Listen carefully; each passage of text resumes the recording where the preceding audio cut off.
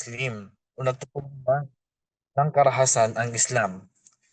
Kasi po, lagi natin naririnig noon at nababalitaan, napapanood sa balita ng mga hindi Muslim, especially sa mga hindi Muslim, na kaya sumarahas daw ang mga Muslim, terorista daw ang mga Muslim, mamamatay tao daw ang mga Muslim. So, may ito ba ay may katotohanan? Walang katotohanan.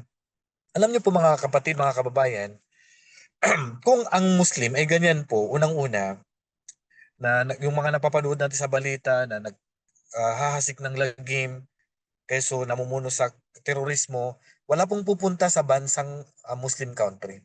Wala pong pupunta sa Saudi Arabia, walang pupunta sa Kuwait, walang pupunta sa Bahrain, walang pupunta sa Indonesia, walang pupunta sa mga Muslim country, special sa Middle East. Kasi kung sa bansa nga na Pilipinas na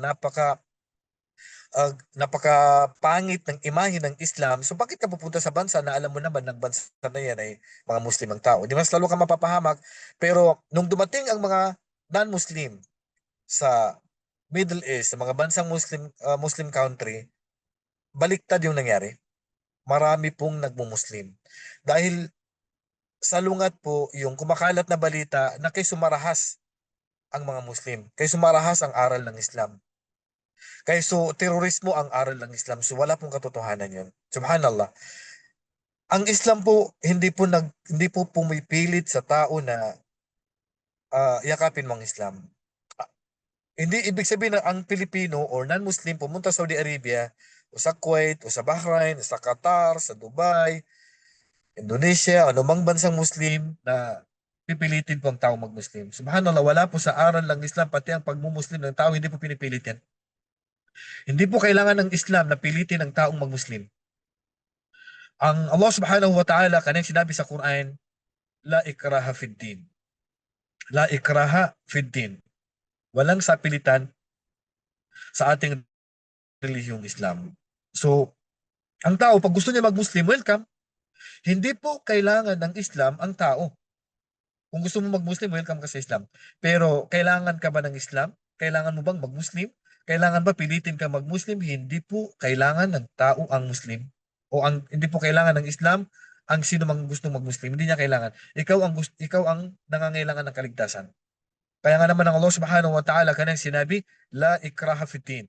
Walang sapilitan sa relihiyong Islam. Kad tabayan na rusdu minal ghay. Malinaw ang katotohanan sa kamalian.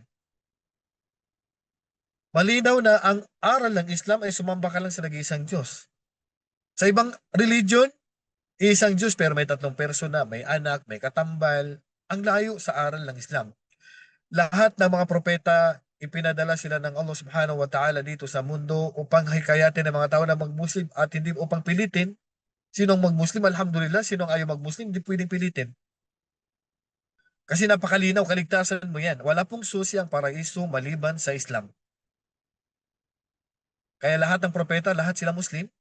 Lahat ng propeta, ang aral nila Islam at hindi po karahasan at hindi po ang aral nila pumatay ng tao, pilitin ng tao mag-Muslim, maging terorista. Hindi po yun ang aral ng Islam. Kaya nga ang utos ng Allah Subhanahu wa Ta'ala sa mga propeta, ito lang naman ang utos sa kanila na sinasabi nila sa mga tao nila. Qala ya qawmi abudullaha ma lakum min ilahin ghairu. O mga tao namin, sambahin lamang ninyo ang Allah dahil wala ng Diyos maliban pa sa Kanya. So yan po yung aral ng Islam. Ang sumamba lang sa kaisahan ng Allah. Ano bang ibig sabihin ng Islam? Ang Islam, sa literal na kahulugan is salam, means peace, kapayapaan. Dahil ang aral at ang turo ng Islam ay kapayapaan, ah, hindi gulo, hindi terorismo. At sa technical o batas na kahulugan ng Islam, wal istislamu lillahi bit-tauhid wal inqiyadu lahu bit-ta'ati wal bara'atu min asy-syirki wa ahlihi. Ito yung pagsunod mo sa kautusan ng Allah, pag-iwas mo sa mga pinagbawal niya, pag-iwas mo sa lahat ng bagay na magtuturo sa'yo sa pagsamba maliban sa Allah. So yan yung aral ng Islam. Kapag ipapalaganap po namin ng Islam, pag aanyayahan po namin ng mga tao sa Islam, hindi po namin sila pwedeng gamitan ng baril. Hindi po namin pwedeng gamitan ng kutsilyo. Hindi po namin sila pwedeng pilitin. Hindi po natin sila pwedeng bayaran ng pera kasi nga hindi naman po sa pilitan ng Islam. Malinaw po ang Islam eh. Ang Islam po, ang utos lang po sa amin, wa ma alayka illa al-balagul mubin. Yan lang. Lahat ng propeta sinasabi sa kanila ng Allah yan. Wa ma alayka illa al-balagul mubin. Walang obligado sa iyo ya Muhammad maliban iparating ang maliwanag na katotohanan. Hindi po kami pwedeng mamilit. Hindi po nakilala ang Islam, hindi po lumaganap ang Islam dahil sa baril. Hindi po lumaganap ang Islam dahil sa karahasan. Hindi po lumaganap ang Islam dahil sa gera. Kapati sa gera nga, pag nagkaroon ng labanan sa pagitan ng sa jihad, sa pagitan ng mga mujahidin na dumidepensa sa Islam, sa sino mang nagpapalaganap ng karahasan, hindi pa rin pwedeng sirain ng simbahan. Ang mga simbahan, bawal na sunugin, bawal na sirain, bawal patay ng mga pari. Hindi sila pwedeng idamay sa gera.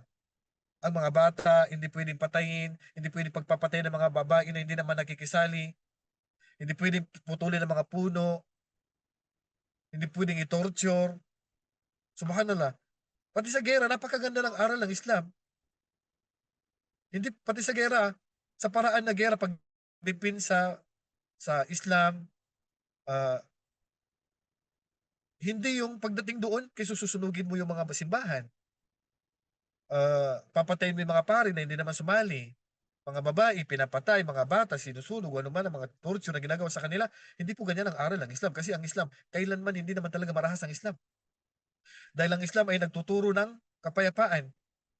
Kaya nga naman ang tunay na Muslim, sabi ng propeta sallallahu alaihi wasallam, al-muslimu man salima al-muslimuna min lisanihi wa yadihi. Ang tunay na Muslim, man salima al-muslimun. Ang tunay na Muslim, ang sino man na ligtas sa kanya, ang lahat ng Muslim ligtas sa kanyang kamay. Hindi niya masusuntok ang Muslim. Hindi niya masasapak ang Muslim. Hindi niya masasaktan ang Muslim. Hindi niya mababaril ang kapwa niya Muslim. Hindi po ganun ang Islam.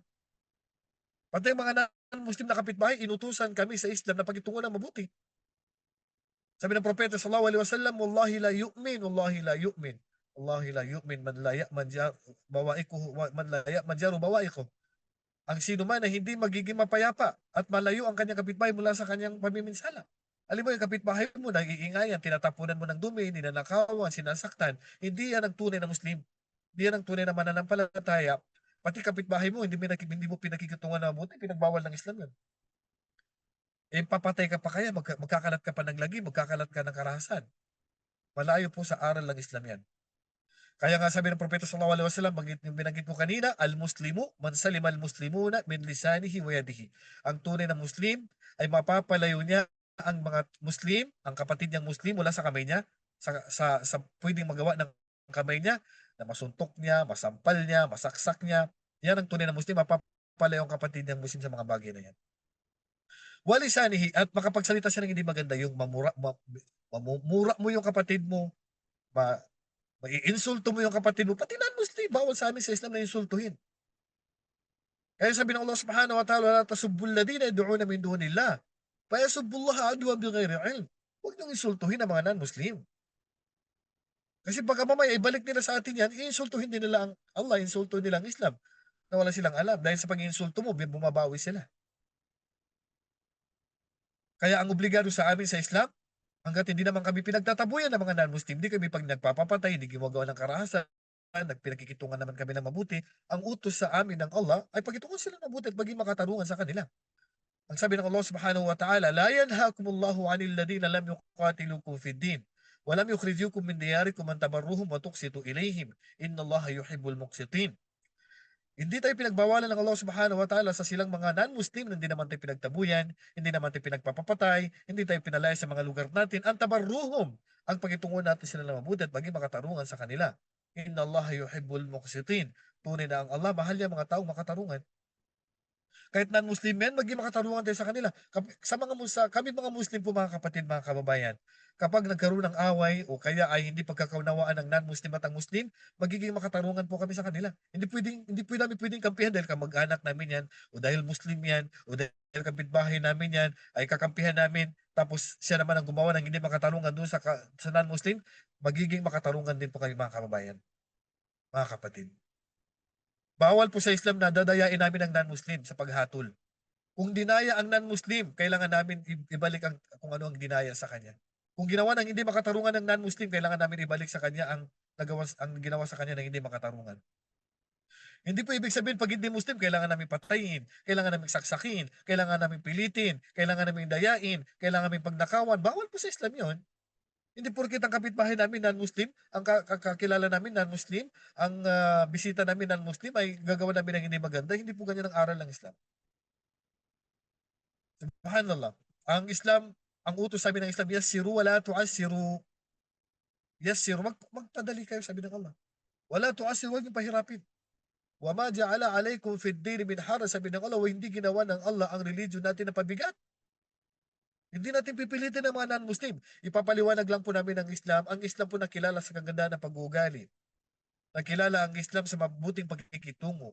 Ang propeta sallallahu alaihi wasallam, ang huling sugat propeta ng Allah na si Muhammad sallallahu alaihi wasallam, hindi siya pinuri dahil sa lakas ng kanyang ibada, sa lakas ng kanyang pagsamba, sa lakas ng kanyang pananampalataya.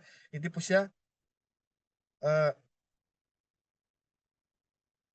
pinuri ng Allah subhanahu wa ta'ala dahil sa pananampalataya lang niya. Pero pinuri siya ng Allah dahil sa ganda ng pag-uugali niya. Wa innaka la'ala khuluqin azim. Tunay ya Muhammad na nagtataglay ka ng napakagandang pag-uugali. Subhanallah mga kapatid. Ang propeta sallallahu alaihi wasallam, siya ang pinakamodelo namin sa Islam. Huwara namin sa Islam. Saan pa kami kukuha ng guide sa pagpapalaganap ng Islam kung hindi dahil sa kanya dadaan, kung hindi sa galing sa aral sa kanya. Alam niyo po sa panahon ng propeta sallallahu alaihi wasallam, ang uling sugat propeta ng Allah na si Muhammad, meron siyang kapitbahay ng Hudyo. May kapitbahay siyang Hudyo. At ang kapitbahay niya ng Hudyo, may anak na lalaki. Ang ginagawa ng anak niyang lalaki, nilalagyan niya ng dumi ang daanan ng propeta sallallahu alaihi wasallam. Nilalagyan niya ng mga bubog. Nilalagyan niya ng mga tinik. Kung lahat ng mga nakakasagabal sa daanan ng propeta sallallahu alaihi wasallam, nilalagay niya sa daanan ng propeta sallallahu alaihi wasallam. Dito po titingnan natin mga kababayan, mga kapatid, kung paano nagkitungo ang propeta sa ganito. Imagine na, paglabas mo ng bahay, may bubog na, may tinik, may mga nakaharang na, may mga dumi ng hayop, o ano bang mga marurumi mga bagay na ilalagay sa daanan mo. Sino hindi magagalit?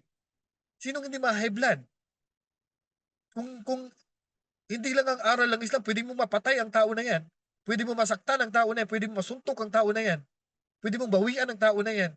Pero ano ang ipinakita ng propeta sallallahu alaihi wasallam na aral kapag ganito pong ginagawa sa amin? O sa atin bilang isang Muslim, babawi ba tayo? Sasapakin din ba natin? Hahagisan din ba natin ng dumi ang daanan niya? Papatayin ba natin ang tao na yan? Tingnan natin kung ano ang ipinakitang aral ng propeta sallallahu alaihi wasallam sa ganitong mga tao.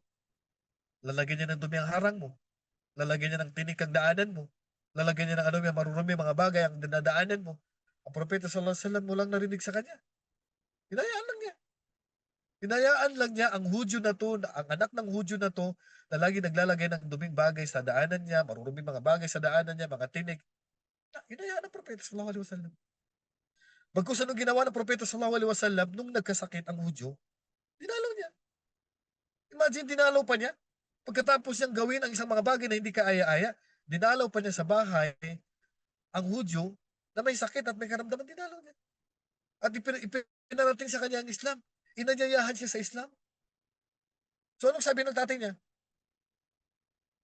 Pinayuhan pa siya ng tatay niya na, Ate Abdul Qasim, sundin mo na si Muhammad. Mag-Muslim ka na. Subhanallah. Hudyo. Masamang pagkikitungo sa propeta sallallahu alaihi wasallam. Pero ang payo ng tatay niya dahil sa magandang pagkikitungo ng propeta sallallahu alaihi wasallam, walang narinig sa kanyang bad words, walang nakita sa propeta sallallahu alaihi wasallam na magandang masamang pag-uugali. Sabi ng kanyang tatay pagkatapos niyang bisitahin, Ate Abdul Qasim. Kasi ini-invite siya ng propeta sallallahu alaihi wasallam na mag-Muslim. Ang ipinayo ng tatay niya sa kanya, Ate Abul Qasim, sundin mo na si Muhammad. Si Abul Qasim kasi ang anak ng propeta si Qasim, sundin mo na siya at mag-Muslim ka na. Subhanallah, nag-Muslim ang Hudyo. Saan siya nag-Muslim? Dahil sa Dahil sa pagpapalaganap ng propeta sallallahu alaihi wasallam sa Islam, hindi dahil sa ganda ng pag-uugali ng propeta sallallahu alaihi wasallam. Subhanallah. Kaya kailanman hindi nagturo ang Islam ng karahasan. Kaya ang propeta sallallahu alaihi wasallam sabi niya, la yushadda ad-dinu ahadun illa ghalabahu. La yushadda ad-din ahadun illa ghalabahu. Walang sino man na idadaan niya sa sapilitan ng Islam, pagmamalabis ang Islam, matatalo ka lang. Sinong susunod sa Islam? Sinong susunod sa amin kung ipipilit namin ang Islam sa mga tao? Wala pong sapilitan sa Islam. Ang Islam ay pagpapalaganap lang po. Pagpaparating lang po sa amin. Maliwanag po ang katotohanan. Lahat ng propeta, isa lang po ang aral nila. Ang Islam. Ang pagyakapin mo ang Islam at sumamba ka lang sa nag-iisang Diyos, ang Allah, na walang anak, walang ama at hindi nagkatawang tao at walang kahalintulad. Yan ang aral ng Islam. Subhanallah, tingnan natin sa nangyari sa time ng Propeta sallallahu alaihi wasallam na isa pang nangyari. Isang isang Bedouin, kung saan lumaki sa mga liblib na lugar, siyempre marahas yan, mahigpit. Dumating siya sa mosque, sa masjid ng Propeta sallallahu alaihi wasallam, umihi. Umihi doon. Imagine mga kapatid, mga kababayan, sa time ng Propeta sallallahu alaihi wasallam, umihi ang lalaki na tunay hindi Muslim doon sa may mosque. Itong mga kasama ng Propeta sallallahu alaihi wasallam, gusto kumuha sila ng kahoy, kumuha ng bato, gusto nilang batuhin, gusto nilang sapakin, gusto nilang suntukin. Pero sabi ng Propeta sallallahu alaihi wasallam, hayaan niyo matapos. Ito ang aral ng Islam. Ganito tayo tinuruan ng Propeta sallallahu alaihi wasallam, hindi magiganti. Hindi para magpalaganap ng karahasan. Hindi yun ang turo ng Islam. So ang payo ng Propeta sallallahu alaihi wasallam sa mga sahaba, hayaan niyo matapos. Habang umiihi ang lalaki na to, nakatingin siya sa mga kasama ng Propeta sallallahu alaihi wasallam na may kahoy sila, gusto silang sapakin. Gusto siyang sapakin ng mga kasama ng Propeta sallallahu alaihi wasallam, gusto siyang sampalin, gusto siyang batuhin, gusto siyang paluin. Pero nakita ng Propeta na pinagbawalan sila, hayaan niyo matapos. Pagkatapos niyang mag-umihi, pinayuhan siya ng Propeta sallallahu alaihi wasallam. Nung makita niya na ganun magkitungo ang Propeta sallallahu alaihi wasallam sa kanya, subhanallah, niyakap niya ang Islam. Niyakap niya ang Islam. Kasi ganun naman talagang aral ng Islam, hindi karahasan. Kaya, kahit nga, ah, namatayan ka, o sinakta ng pamilya mo, ang payo, at kung kayo inatake kayo, tapos hindi pa rin ipinayo ng Islam na ang prioridad ay paghihiganti. Sabi ng Allah subhanahu wa ta'ala, faman i'tada alaykum fa'tadu alayhi bimithli ma i'tada alaykum. Sabi ng Allah, wala in sabartum lahu wa khairul lisabirin. Kung ginawa kayo ng hindi maganda, maghiganti kayo, sabi ng Allah. Kung gano'n ang ginawa nila. Pero, kung magsabar kayo, mas mainam. Kung hindi kayo maghiganti, mas mainam. Kaya wala sa aral ng Islam ang paghiganti. Wala sa aral ng Islam ang karahasan. Dahil ang tunay na maghiganti para sa atin ng Allah. Wallahu azizun duntiqam. Ang Allah ay dakila.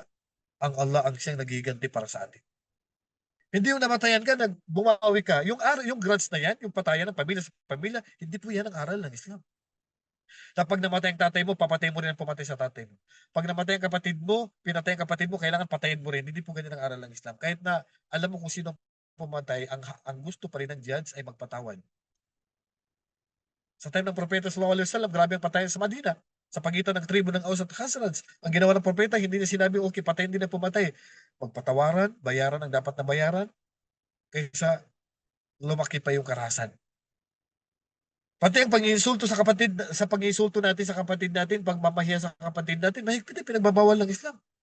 Sabi ng Propeta sallallahu alaihi wasallam, "Laysa al-mu'minu bil-la'an wala ta'an, wala al-fahish al-badi." Ang tunay na mananampalataya ay hindi marumi ang dila, hindi mahilig mag-insulto, hindi mahilig magmura, hindi mahilig magpahiya. Wala pa sa aral ng Islam yung, okay, si Muhammad, bakit si Muhammad na mahilig magpahiya, mahilig mag-insulto, mahilig magmura? Hindi po yan ang tunay na Muslim. Ang isang Muslim po, nagsasalita lang ng pawang katotohanan. Nagsasalita lang po ng malilinis na salita. Hindi po yan nagbibitaw ng mga bad words. Kaya ang Propeta sallallahu alaihi wasallam, ano sabi niya? "Man kana yu'minu billahi wal yawmil akhir falyakul khairan aw liyasmut." Ito ang aral ng Islam. Ang sino mang naniniwala sa Allah at sa kabilang buhay, falyakul khairan, magsalita ka lang na mabuti. Kung hindi mo kaya magsalita na mabuti, tumahimik ka na lang. Kasi ang turo ng Islam, magsabar ka. Pag ininsulto ka, magsabar. Pag pinapahiya ka na, magsabar. Hindi yung nagiganti ka, binaril mo o sinapak mo o kaya pinahiya mo din, hindi po ganyan ang aral ng Islam. Kaya nga po wala pong katotohanan na ang Islam ay nagpapalaganap ng karahasan o nagtuturo ng karahasan o kaya nagtuturo ng pagpatay. Hindi po natin pwedeng pilitin ang tao sa Islam na pag-iimbitahan natin kailangan, "Uy, mag-Muslim ka ba 'pag hindi ka nag-Muslim, sige ka papatayin ka namin." Hindi po gano'n ang Islam. Kung ayaw niya mag-Muslim, ano magagawa natin? At hindi natin pwedeng insultuhin ang mga non-Muslim para lang mag-Muslim sila. Ang Allah Subhanahu wa Ta'ala sabi niya, "Walau kunta faddan ghalidhal qalbi lanfaddu min hawlik." Tingnan niyo ang sabi ng Allah sa propeta sallallahu alaihi wasallam, "Walau kunta faddan ghalidhal qalbi." Ya Muhammad, kung napakahigpit mo, napaka-strikto mo, ano makikinig sa'yo? Kasi sa pagdadakwa nga, hindi kami pwede maging strikto eh, hindi kami pwede mamilit eh. Sino makikinig sa Islam?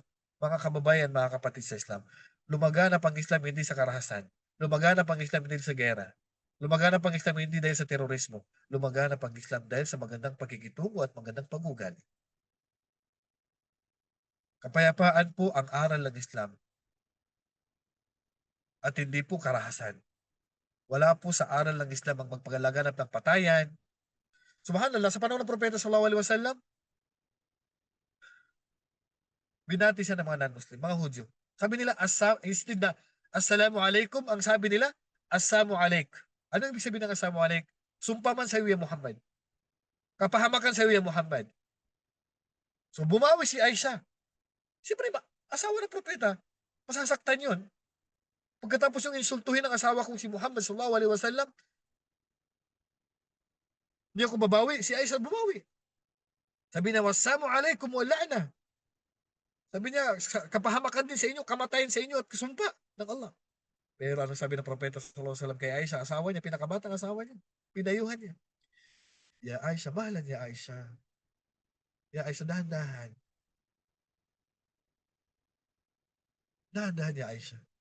Maging mahinahon tayo sa mga non-Muslim. Dahil ang rifaq, ang pagkikitungo ng mabuti, magiging mahinahon, magiging malumanay sa mga Muslim, na kapag ang rifaq na yan ay nasa isang bagay, illa zadahu, papalabutihan niya. At kung matatanggal ito sa isang bagay, magiging pangit po yung image natin kapag tayo po ay maghiganti sa kanila.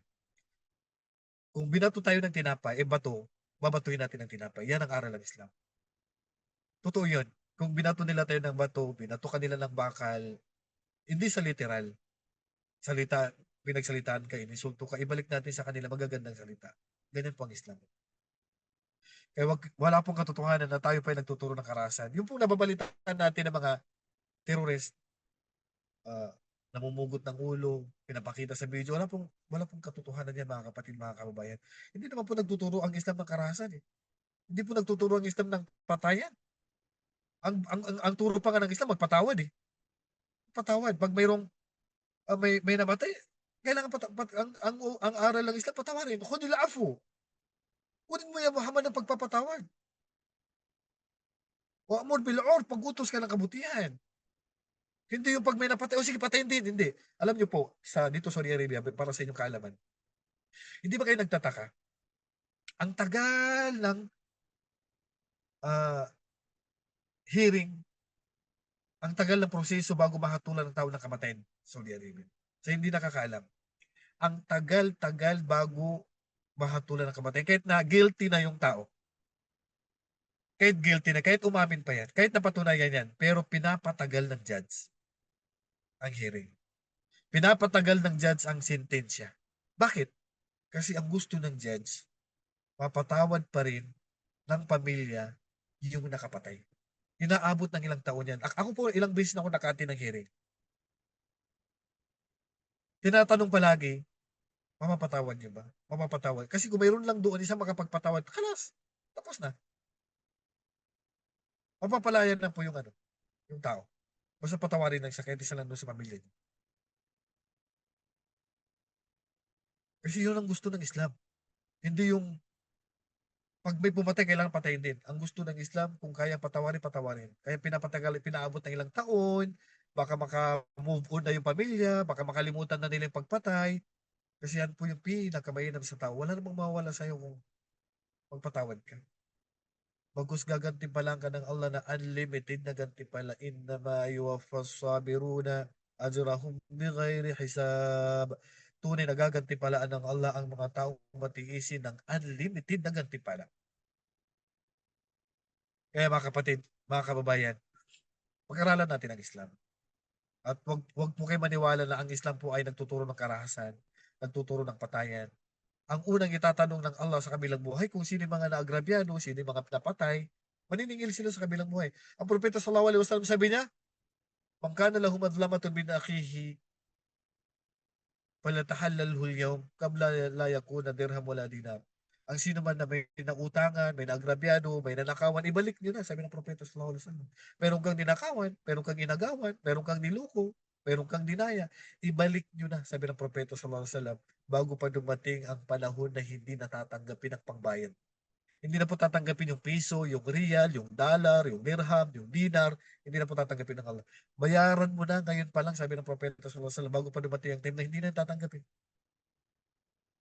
Bakit hindi na tatanggapin? Kasi sa araw ng paghukom, ang pambayad mo na mga mabuting nagawa mo.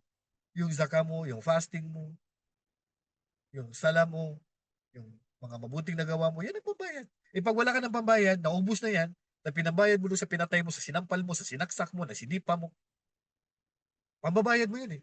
Pag wala nang matira, siyempre wala ka ng pambayad, naubos yung mabubuting gawa mo. Yung masamang nagawa ng tao na agrabyado mo, babawasan yung masamang nagawa niya at ipapatong sa iyo. Hanggat sa wala na, negative ka na, itatapon ka sa impyerno. Kaya sa Islam, takot na takot kami makagawa ng kasalanan, makadaya ng tao, makapatay ng tao. Kasi ang pagpatay ng tao, parang pinatay mo ang buong sangkatauhan. Yan ang katumbas nun. Kaya mga kapatid, mga kababayan, inuulit namin na ang Islam ay hindi po nagtuturo ng karahasan at hindi po nagtuturo ng terorismo. Napakaganda po ng Islam. Al-yawma akmaltu lakum dinakum, sabi ng Allah Subhanahu wa Ta'ala. Kinumplito ko na sa inyo ang inyong religion. Wa atmamtu alaykum ni'mati, at ginanap ko na sa inyo ang aking biyaya. Wa raditu lakumul Islam madina, at kinalugdan ko para sa inyo ang Islam bilang inyong religion. Kaya yung mga nababalitaan po ninyo mga kapatid sa mga news, sa CNN, saan man na mga nababalitaan ninyo na keso mga Muslim pumatay, nagnakaw, nagdaya, hindi po yan ang aral ng Islam. Pag-aralan niyo po ang Islam. Pag binasa niyo po yung Quran, pag binasa niyo po yung kasi ang talambuhay ng propeta sallallahu alaihi wasallam, mapapatunayan niyo po na ang Islam ay napakaganda po ng Islam. Kasi walang pupunta ng Saudi Arabia, walang pupunta ng Kuwait, walang pupunta ng Bahrain kung napakaraas ng Islam. Ba't ka pupunta sa Saudi Arabia? Ba't ka pupunta sa Bahrain? Ba't ka pupunta sa mga bansang Muslim country? Eh alam mo palang Islam napakasama. Pero wala pong katotohanan yun. Kasi kung kapitbahay namin non-Muslim, ang obligado sa amin pakitunguhan ng mabuti. Kung ang kasama sa trabaho, pakitunguhan ng mabuti. Hindi namin pwedeng insultuhin yan. Hindi namin pwedeng gawa ng hindi mabuti yan. Kaya yung mga nakikita po ninyo mga kababayan, na keso ang pangalan niya Abdullah, ang pangalan niya Muhammad, ang pangalan niya Khalid, o kaya ay Maranao, Tausog, Yakan, Maguindanao, na tribo po yun. Kung gagawa po ng kasalanan yan, wala pong kaugnayan dito ang Islam. Iba po yung Maguindanao, iba po yung Maranao, iba po yung Tausog, mga tribo po yan. Iba po yung Arab. Ang Arab po, yan po ay uh, citizen po yan. Pero ang Islam, hindi po nakikita ang Islam sa gawain ng tao. Nakikita po ang Islam sa aral ng Islam. Kung ano pinakasaad sa Quran, sa salita ng Allah, ang Quran ay binabasa huling sugat propeta ng Allah na si Muhammad sallallahu alaihi wasallam, at sa talambuhay at aral ng propeta sallallahu alaihi wasallam, diyan po nakikita ang aral ng Islam.